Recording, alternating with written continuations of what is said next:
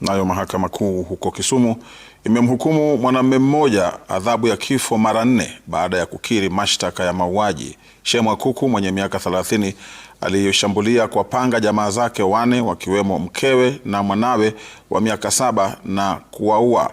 Mahakama ilisema kuwa uzito wa mashtaka yaliyomkabili Akuku unawiana na adhabu ya kifo kulingana na sheria za Kenya. Laura Otieno ana maelezo zaidi. Akisomewa hukumu yake Jumatatu, Shem Akuku alionekana kusikiza kwa umakini hatma yake kufuatia mashtaka yaliyomkabili. Mnamo mwaka 2024, Akuku aliwashambulia kwa panga mkewe, mwanawe wa miaka 7, mjombake pamoja na shangazi yake na kuwaua papo hapo. Licha ya kukana mashtaka hapo awali, baadaye mshtakiwa alikiri makosa na hata kuomba radhi sio tu kwa koti bali pia kwa familia za waathiriwa. Remorse cannot erase the devastating consequences of the offenses committed. The accused did not take one life. He extinguished 4 lives during a single criminal episode. Those victims were not strangers.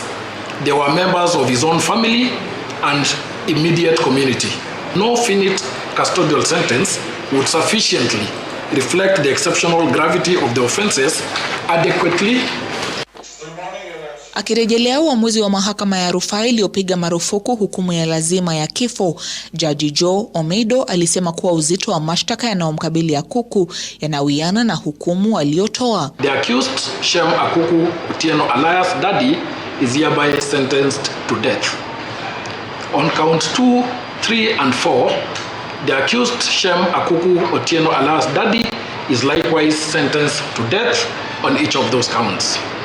However, the execution of the sentences imposed on counts 2, 3 and 4 shall remain held in abeyance for as long as the sentence of death imposed on count 1 remains in force. Mshtakiwa amepewa siku 14 kukata rufaa. Laura Otieno, Runinga ya Citizen.